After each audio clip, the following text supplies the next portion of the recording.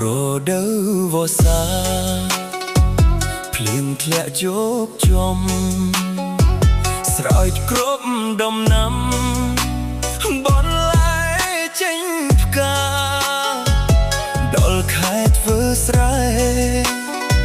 ភ្ជួររស់ហើយណាប្រឹងចេញញាត្រាទៅភ្ជួរស្រែសិនពេលកំពុងភ្ជួរអូនបានខលមកបងចាប់ទៅលើកអូនបានប្រាប់ថាយើងបែកគ្នាចោះទៅណារៀមរាម្ដាយអូនឲ្យការជាមួយអ្នកផ្សេង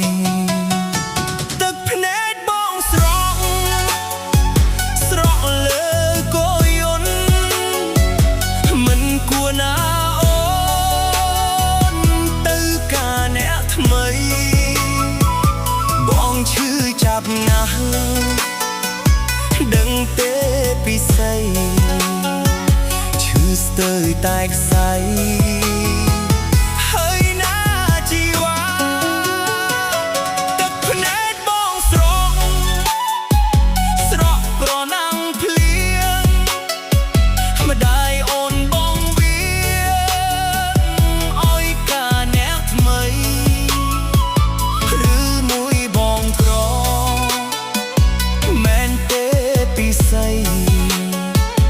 តែម្ដាយស្រីថ្លៃមិនពេញចិត្តបង